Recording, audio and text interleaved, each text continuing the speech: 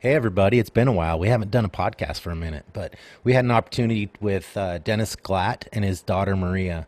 He booked a last minute cancellation brown bear hunt, a baited brown bear hunt in Alaska, with one of our great outfitters, and was able to take advantage of this opportunity this spring. Went up, and the story's pretty cool. His daughter ended up being the hunter, and it's a pretty touching story. Towards the end, it took a turn that I didn't expect, and it's a very cool story. So I think you're going to enjoy that. This podcast is brought to you by the First Hunt Foundation. If you don't know who they are, they're a national organization of hunting mentors. They're trying to keep our hunting heritage alive. We're losing our rights daily, it seems, and we're under attack all the time, and the people that actually hunt, it's going the wrong way. There's fewer and fewer people hunting all the time. So what the First Hunt Foundation is doing is trying to mentor young people mostly, but you can be any age. If you haven't hunted before, or you know of a young person that wants to go on their hunt, they don't have a father in the home that hunts. Maybe they have a single mom, doesn't hunt, and they need to get out there and get exposed to what we do and in our lifestyle and realize why we do it, and and keep our heritage alive. That's what they do. Go check them out, firsthuntfoundation.org, and help us get the word out. It's a great, great, great foundation. Check them out. Talk to them. You're gonna like what they do. So, anyway, let's get to the podcast. I think you're gonna like this one. It's me, Dennis, his daughter Maria, and Kyle Hansen. Kyle is actually the one that booked this hunt. He's the hunting consultant. If you don't know who Kyle is, he's one of our top young hunting consultants at Outdoors International. He does a great job. He's super thorough. They talk about it towards the end of the podcast. Dennis talks about Kyle and how good he is at his job. So we're glad to have him. So enjoy the podcast. Thanks, guys. Here we are. We have Dennis Glatt and his daughter on the podcast today with us. They just got back from a discounted short notice cancellation brown bear hunt where Dennis and his daughter went and took a nice brown bear and a black bear. And yeah, guys, would you go ahead and introduce yourselves? I'm Dennis Glatt. Maria's 14, and we live in Sioux Falls, South Dakota. Oh, South Dakota. Yeah. Awesome. I used to run a pheasant thing there out of Hosmer. Right on. Yeah. I grew up about 45 minutes from Hosmer. Oh, did you? Yeah. Cool country. I liked it there. I miss it. Yeah. Yeah. Awesome. Yeah. So, guys, how did you hear about the brown bear hunt? So my dad got a junk email about a week before, and he was like, Maria, do you want to go to Alaska? And I'm like, that's crazy, Dad. There's no way we're going to Alaska. He's like, yeah, we're gonna go on a bear hunt in Alaska. And I'm like, okay, let's go. So out of nowhere, we're on a plane to Alaska, and it is crazy. Yeah. That's cool. Yeah, How much notice was there? We had a week off. I had a week off of work in the middle of June that we hadn't really made commitments on. And kids had just gotten out of school. We were going to do a family vacation, and with the COVID stuff, we kind of canceled some of those plans. And so we were kind of up in the air and maybe going to do a staycation, something like that. And Kyle sent me an email and said, Alaska just opened and we've got a deal for you. That was enough to get me to click on it. And I looked at it, and it was happening in the beginning of June. So I crunched the dates, and I clicked on, some websites to check airfares, and looked like it was reasonable, doable. So I checked around a little bit. I had to do a little bit of finagling with my work. And then I got the real important aspects to kind of come together, and visited with Kyle about it. asked for some references, talked to some folks, made sure it all seemed like it was reasonable and legit. And then said, hey, what about bringing along my daughter? And Kyle thought that was doable and hooked me up with the outfitter. And I talked with the outfitter, and he said, I've got a daughter. I hope she hunts someday when she's old enough.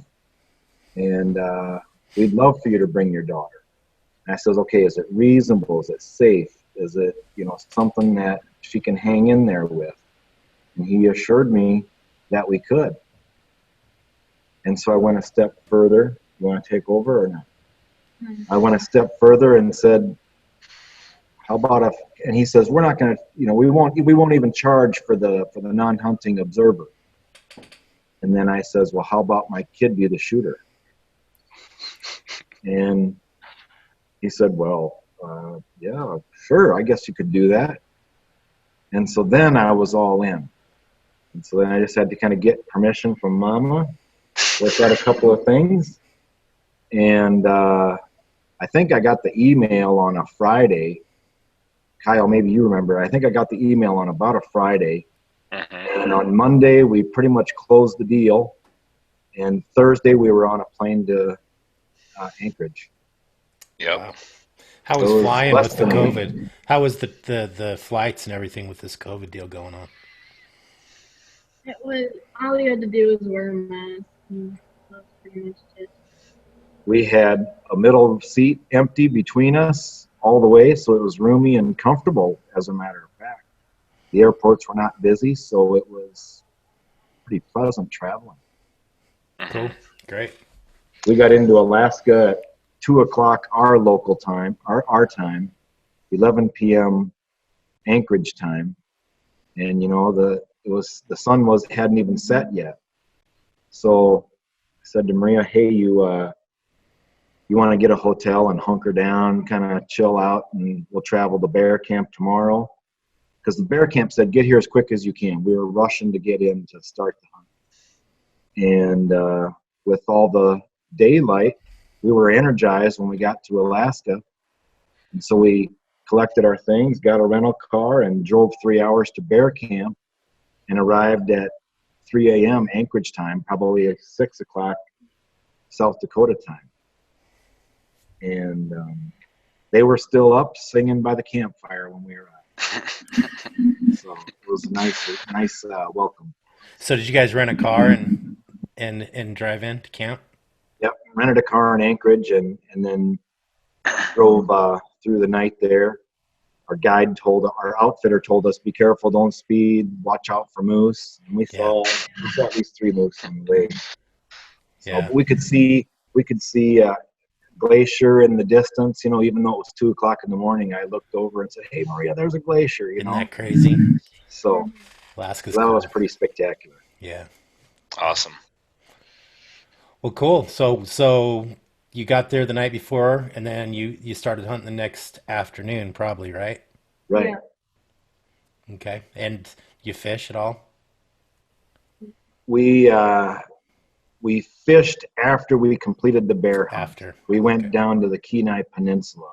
Okay. And our outfitter hooked us up with an acquaintance down there. And at a moment's notice, we were able to go fishing on the Kenai River because all the COVID cancellations. So Right. we called that guy the night before and said, hey, can you get us on some action? And he said, we can hunt, we could fish for salmon or we could fish for trout. And I says, well, whatever that can get Maria on some fish. He says, oh, let's do trout. We'll get lots of trouts to hit our lures. So we did trout at the end of our bear hunt. Okay. We Doesn't he have fishing right outside the cabin, though? He has some fishing there. The timing wasn't right. Okay. So we never really engaged in any fishing at the river that's right beside, where we camp. He was getting geared up to go king salmon fishing shortly after we left. That was kind of after he finished. He had one more group of bear hunters, and then he was going to be going out, I think, kind of the end of June, starting the fishing. But it wasn't active while we were there. Gotcha. So were you guys the only ones in camp? There was about 2 more hunters and then the guide, and then the 2 workers that were there for the summer, which were really fun to be around. Okay. One other hunter had been there for about 4 days prior to us. Then we arrived, and on our 3rd day of our hunt, a 3rd hunter arrived. Okay. So that first morning, what'd you do? Just kind of hang out and just chill? Yeah, so I woke up and I met one of Aaron's kids, Tyler, and we were buddies for the whole trip, and we shot arrows at a tree and were hanging out, and then I met Aaron and his wife and a couple other kids, and then I met my guide. So my guide's name was Mackenzie. She was 30 years old, and I was so surprised that I could have a girl who was a guide. Yeah, that's I've pretty never cool. in a million years would ever think that a girl would be a guide. Yeah. And I thought she was just like one of the people other there, and they were like, "Oh yeah, this is Mackenzie. She's your guide." And I was like, "Oh, that's so cool." So yeah, It was really. Yeah, and a bear guide at that. Brown Yeah. bear guide. Yeah, that's awesome. Yeah. So did you guys sit in a ground blind? So the first night we sat in a tree, Okay. and then the rest of the hunt we sat behind bushes and in the. One night we were in a elevated stand that was wheelchair accessible. They'd used that for wounded warrior programs. Oh, okay. Cool. Yeah. But we never sat in the same spot twice. We always really? were in different stations. Wow. Okay, so were there lots of activity on all the baits, or were they mixed? So. Some had a lot of bears coming in, some barely had any.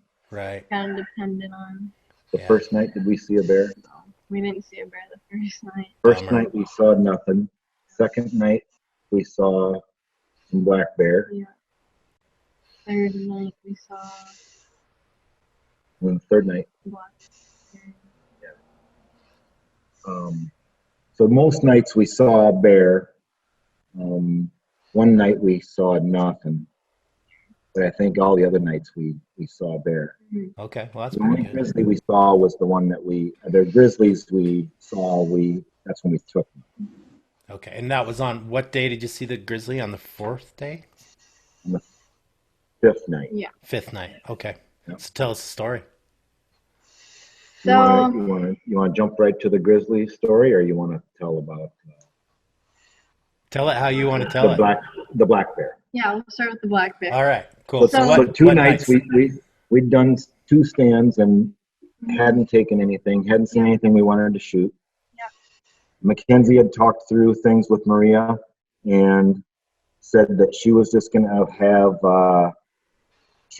say it's a reasonable bear or not, and then leave it up to Maria if she wanted to take it. She wasn't going to tell her when to shoot or how to shoot it or whatever, but just say that's a good bear, or no, that's a small one, we should pass. So she did that. When we saw some bear the previous night, we were thinking about taking one. We didn't have a great shot. Wasn't sure if it was the size we wanted, and so she allowed Maria to decide to take it or pass. Right. Yep.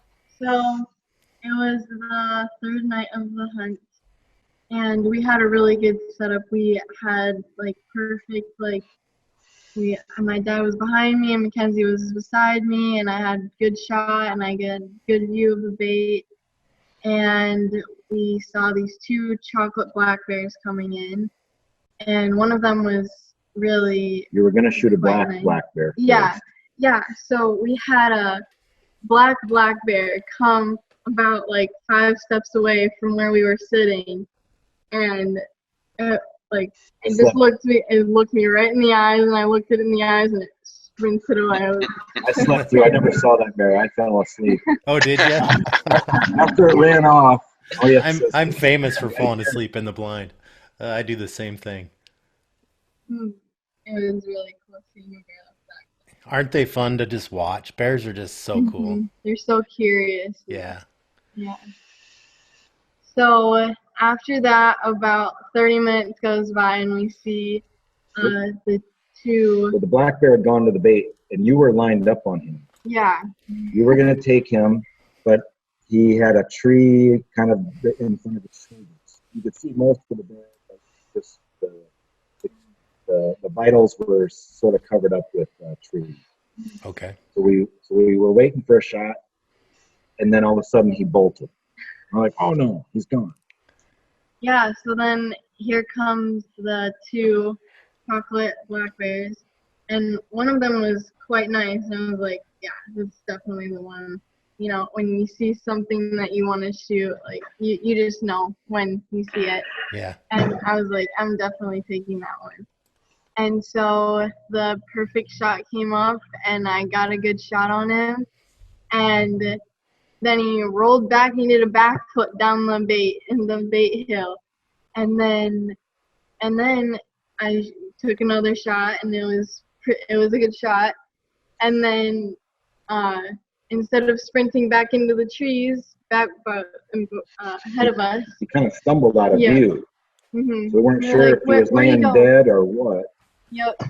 And all of a sudden we hear the trees in front of us like shaking.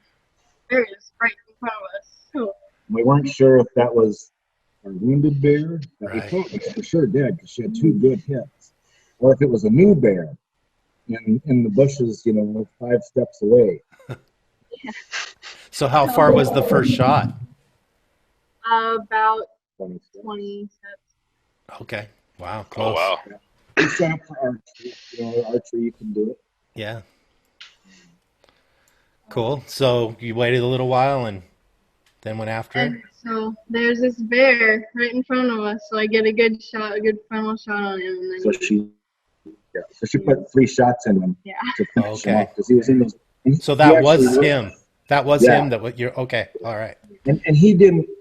That bear didn't run towards us. He just ran, and he happened to go our direction. He Right. had no idea where we were, and so we weren't really in danger. And Mackenzie was ready with a rifle as well, Right. and good to go. Huh. Well, it sounds exciting. Yeah. Crazy Was that your experience. first big game animal? So the previous year, before, I took a bear in Manitoba, Canada, Okay. at Sugarloaf, and I With with the crossbow. So Oh, cool. yeah, so that was really cool. I Awesome. shot him on the 8th day of a 7-day hunt. Yeah. So Awesome. Perfect. That's cool. My daughter shot her first bear this spring. It's super awesome. right, it paid off. Yeah. So, Very cool. yeah. Very cool. Okay, so that was your brown bear. So that doesn't sound like We- the we pack out got was that. that. Yeah, What's- we got that black bear, and then we went and located the bear dead and verified it was dead, and then went back into our stand because it was a good grizzly spot. We were still hoping maybe a grizzly could be coming back. Maria was shooting a 270 short mag with a suppressor. We were hoping that if there was a grizzly that was considering coming in, that it might still happen. So a grizzly never came in, and I went home. We called the outfitter to come pick us up, says we got a bear down. Yeah. And then the other hunter actually got a grizzly bear that night. Oh, So wow. everybody was super happy, and it was really quite the deal getting the bear in the boat and getting him out of the boat. We had to tie him up to the truck and drag him out with the rope, and it was funny. So you guys were riding a boat you took the boat up the river to the bait? Right. That's how you access the bait? Okay. Yeah. And the bait stations were, 25, 50 yards from the shore. Okay. So you pull up with the boat, he'd leave the boat running. We would run in, get settled into our stand, having the boat with a little bit of cover noise, and the flowing river had a lot of rapids. So there was a fair amount of noise cover to help us to kind of get settled into our stand without too much noise pollution. Right. And then how the nights are awful, or the days are awful long. So how long would you spend in the stand? We'd go out at about 4, and they'd pick us up at like 11:30 at night. So you're in there a while. Yeah. A good 6 hours or so. Yeah. Okay. Cool. So that was your brown or your black bear. Yep. And so what happened with your brown bear or your I grizzly? gotta interject. So Yeah. this was our third night. The first hunter, the first hunter that was there before we got there, he'd already hunted. Now this was 7 nights. He'd only seen one black bear all Wow. 7 nights. Wow. And then we'd hunted 3 nights, and we got a black bear. But this third night was when the third hunter arrived. And he went out for his first night on the stand and got his grizzly in the first 2 hours. Oh, wow. So we were kind of getting disheartened because, I put the math together. The other hunter, his days in the stand plus mine and Maria's days in the stand, and we hadn't seen a grizzly. We had almost 10 days between us. Yeah. It was a 10-day hunt. I was like, between us, we haven't seen a grizzly. And then the third guy arrived and shoots one the first night. Right. So he didn't even break a sweat and had his grizzly, and he was done. And you're thinking, well, that's the grizzly of the week. Right. I was Yeah. like, they had one tied up for this guy, and went out and got that one, and maybe was there going to be any others? So. Okay. Yeah. But that's when they turned on. Yeah. So, and we went out for the night that I shot the grizzly bear. Well, Is this the next we night? didn't shoot him. The fourth night. The 5th night. No, but the fourth night we didn't get one. But the first, the original hunter who was there 4 days prior to us got a really nice grizzly. Oh, okay. On the fourth, So we got on your 2. fourth night. Yep. Okay. On our fourth night, the second grizzly was taken Okay. in the group. So on the 5th night, we went out on the boat, and it was really pretty. The sun was out, and it was really a beautiful night. And we had a really good spot, and the bait was like perfect and really close. We were like 15 steps away from the bait this time. So On the ground. yeah, on the ground. So really up close and personal. So we saw one black bear, and then a couple hours went by, and then the 2 grizzly bears came in. So one of the grizzly bears had a collar on him, so I wasn't crazy about taking him because the hide would have been a little messed up. Yeah. It wasn't big. And he wasn't great, but the other one was decent, was really good size, and he had a really pretty coat. So once, it was really quick deal. Like, they came in, they started eating the bait, and then he checked around, and the perfect shot came out, and I got a great shot on him. Awesome. And it was perfect broadside shot, and right through the pump station. It's about 20 yards again. This would have been Hey, you're cutting out. You cut out there. We couldn't hear you. It was over 15 steps away. Oh, really? It was a tight setup because we didn't go up in the tree, and where we needed to be on the ground put us very close to the bait. So it was It was a little bit 15 spooky yard being shot. that close to the grizzly. Or didn't have time to think of that. What? I don't know, were you scared being that close to the grizzly? Did that freak you out? I knew they couldn't see me, and I was okay with it. Awesome. our guide was a cool character. Yeah. So you kind of follow their lead and their comfort level. And I just was concerned if we're so tight with this bait, is the bear going to walk over us to get to the bait? Right. Because there wasn't much room between us and the bait. But we heard a couple of trees snapping just before they came into view, so we knew there was bears coming, and two beautiful grizzlies came right in, and we enjoyed watching them for about a minute and a half. 5 seconds. Five A minute and a seconds. half before the shot opportunity presented itself. A minute and a half can feel like 5 seconds sometimes. Yeah. Yeah. Very cool. So did it go anywhere, or just right there? And Well, it actually went across the little creek and then up a very steep hill, and then finally ran out of breath. So we rolled him down the hill and then hopped him over the creek, and so cool. Yeah. Awesome.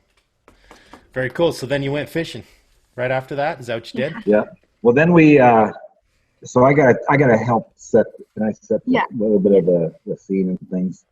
So, in no particular order, I want to tell you a little bit about how the magic happened on this. I bought this thing, quick deal. Didn't know who I was going with, what the kind of quality was going to be. On and on. We showed up. We weren't seeing grizzlies. The other guy wasn't seeing grizzlies, and we were kind of, wondering how this was going to happen, how it was going to turn out. But it was a family camping operation. The family lived in a camper. The outfitter lived with his family in a camper. We had little cabins, and then there was a shower house that was comfortable. But the group ended up being such a wonderful group to hang out with. The other hunters were very pleasant to spend time with, and unlike any other hunt I've done, the guides on this hunt were super professional, fun, interesting people.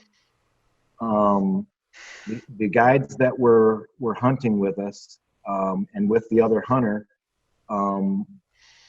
had tons and tons of experience with all kinds of big game in, the Northwest and Alaska, and with fishing and everything. And we got hooked up with this young lady, Mackenzie Mitchell, who not only is she a bear hunting guide, but she's guided for moose, for Dall sheep, for all the big game up there multiple times. She's done long 15-day backpack hunts. She is credentialed as a pilot, so she can do all the Alaska flying and float plane and this and that. She's a flight instructor up in Fairbanks. She was supposed to be doing deep sea fishing during the spring, but there was trouble with the fishing boat that she was going to be captaining, and so she jumped ship literally and came up to guide for this bear hunt on a whim, and got hooked up with my daughter. And in the winter, Mackenzie is a economics professor at the college in Fairbanks. Wow. That's the kind of person that I got guiding my kid. What a wonderful, wonderful thing. And you think it's okay if I tell Mackenzie's story a bit? Yeah.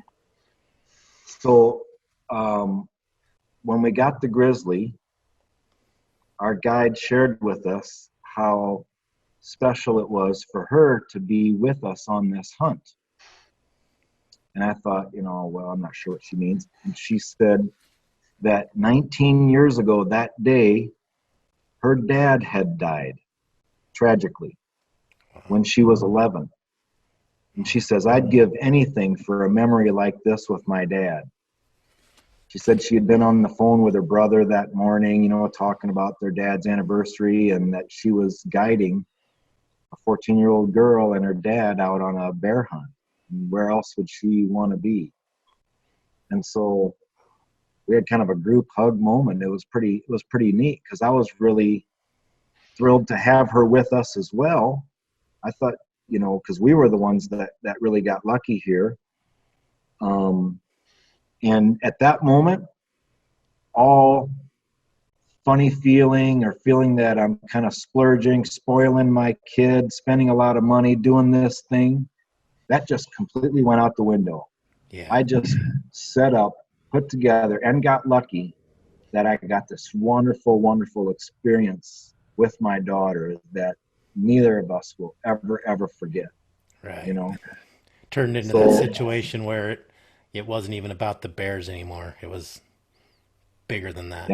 Yeah. That's awesome. So, and then we called then the outfitter and says, we got a grizzly down. And so that was the third of the 3 grizzlies this group was trying to get that week. Well, the boat came with everybody from camp. So the outfitter came, the 2 workers came, the other hunters came, everybody showed up to see Maria's grizzly and to help get Maria's grizzly out of the woods. And so that was pretty cool because everybody was really pumped for Maria to be successful and have a good outcome with her hunt. So we all got the bears back with plenty of help to get it loaded and got back to camp. And you get back to camp and it's like midnight, 1 o'clock by the time you get settled back in with all the transport issues. And we they had a huge rock circle campfire. So we didn't just throw logs in, they just threw a tree in, And so we had this huge campfire with room for 15 people to sit around the campfire, and with the family, the other helpers, the other hunters, the guides, it was, I don't know, a dozen people or so were there. And one of the young men that was, I think the young boys that were working there were kind of, I'm not sure if they were getting paid or if they were just getting room and board to live in Alaska and help out at bear camp. They were having the time of their lives. And one of them was a magnificent musician with a guitar. So he played anything you could request. So he would play Garth Brooks, and then he would play the guitar solo from Thunderstruck by AC/DC. And we're out line dancing and doing whatever until, and it never got dark. But that night, we're out hanging out and someone says, boy, it's kind of starting to get bright out. It must be getting late. And we look at our watch. Oh yeah, it's 4 o'clock in the morning. So, but it was great because that original hunter, he wanted to party, but the rest of us, the previous 2 nights, he wanted to party after he got his bear, not go crazy, but he just wanted to celebrate his hunt. And the rest of us were kind of serious about, getting a good night's sleep, and we're still got the eye of the tiger. And so we got back after that successful grizzly kill, and he was passing around Maker's Mark, and we're all having drinks, and they're like, oh, should we give Maria a beer or a shot? And I said, no, we don't need to do that. And I went to the fridge and got her a half-gallon carton of milk and a big straw. Right. So we got Maria doing cheers with a carton of milk, and everybody else with their shot of Maker's Mark. That's awesome. And then everybody could relax. All of our grizzlies were taken. The outfitter could relax. The guides could relax. The hunters relaxed. That was really, really a magic time. Really enjoyed it sounds like it. The company when the way all that came together. Wow. So glad it worked out for you guys. That's unreal. Very, very cool. I saw those pictures. I posted on Instagram, I think last week, your picture of the grizzly bear. And man, I haven't had that much response from an Instagram post for a long time. It was something about that picture. It's a good one. So I've been wanting, I asked Kyle right after that. I said, man, we got to do a podcast on this one because for some reason that resonated with people. So it's awesome. I'm glad it worked out for you guys. Yeah, hunting's been a real treat for me and Maria together. She's always a good luck charm. Yeah, my kids are the same way, man. They're lucky little turds. I can't believe it. I had to work way harder than that when I was their age. Her first hunt was her first big game hunt. She was 3, and I was scrambling to go on an antelope hunt, and she wanted to come along and wouldn't say no. And I said, well, okay, heck, put her in the car and went out, and we drove around, and I had low expectations because I couldn't be nimble, and spotted a nice antelope that bedded down over behind a hill, and I gave the little 3-year-old a walkie-talkie, and I turned mine off, and I went and did a stalk on that antelope, and she was talking on the walkie-talkie to a dead walkie-talkie on my end. Right. And I came back, just 15 minutes later, dragging that antelope back, and she caught the bug. Got the bug. It's awesome. So what's next? What do we got next? We're going to Alaska again. We're going on a fishing trip. Ah. Very cool. We're going to go up to the Kenai Peninsula with the family and see some glaciers and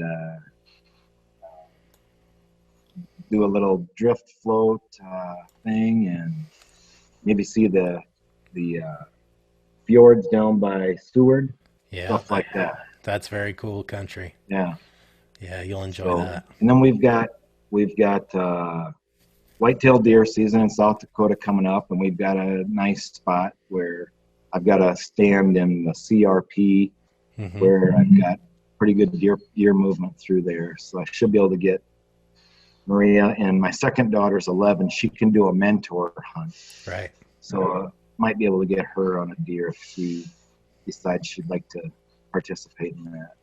Very cool. Good deal. Well, do you have anything else to add? I do want to put a plug in for Outdoors International. Kyle sends me a lot of enticing emails, and most of them, don't come together, don't fit, don't make sense. But this bear hunt, it was in the right time, right place. I had availability, and you guys did the legwork and vetted the guide, the outfitter enough, and we got what we expected. I'm very, very happy customer. Just absolutely thrilled. I would have never found this, on my own. So you're a great, great resource. Well, thank you. We appreciate that. Yeah. Thank you very much. You've been very professional helping us out through it. Cool. And Kyle does a great job, doesn't he? He's very thorough. Absolutely. Very prompt, getting back. So really good communication. So very, very happy. Awesome, guys. Well, thanks you for doing this. Thank you, Kyle. Thanks for doing this. It's kind of late in the evening for everybody. And my family, we're getting ready for a family vacation, like a little family reunion, and I haven't even started packing yet. So I better get running, but I sure appreciate you guys taking the time to do this with us. Thanks so much. Okay. Yep. Take care and congratulations. Talk soon. Can't wait to do some more hunts with you. I got all kinds of them that I'm interested in doing. So awesome. Yep. We'll be in touch. Perfect. That sounds good. Thanks again, guys. Yeah. Take care. We appreciate you. Thank you. Wonderful. See ya. Yep. Thanks for listening. I hope you enjoyed it. We're going to start doing a lot more trip report podcasts like that. We've had a lot of requests for them, and we send a lot of people on some awesome trips in really cool places. And we hear cool stories all the time, and we just need to start recording them and sharing them with you guys. If you're still looking for a trip this fall, even with all this COVID crap going on, we have some awesome ones still available. Very few elk and mule deer. We have they'll go fast. So if you're looking at a trip for that, get in touch with us quickly. We have 2 super rare cancellations for unguided moose in Alaska. By the time you listen to this, I'm sure they'll be gone, but maybe not. So be sure to get in touch with us there. We have if adventure's your thing, we have a wilderness adventure trip in Alaska that sounds super awesome. You can add fishing, paddling, just go explore the Alaska wilderness. It's something I wanted to go on this summer, but just couldn't swing it. I had too many things going on. Fishing trips. We have lots of fishing trips still available. We have an awesome sturgeon trip that here in Idaho in Hell's Canyon that we just keep getting rave reviews on. So if a sturgeon is something you'd like to catch, it's a jet boat ride up Hell's Canyon, and it's super awesome. You should check it out. Float the Middle Fork of the Salmon River in the Frank Church. That's something everybody should do. So we have lots of stuff available. Even for this year, and it's going quickly. We're having a good summer, actually, even with this COVID. So get in touch with us, even if you're not looking for a trip right now, like that Unguided Moose. An email went out. It's probably going to be gone quick, but if you didn't get that email, you need to get on our list. And so just go to our website, search Outdoors International, fill out one of the forms.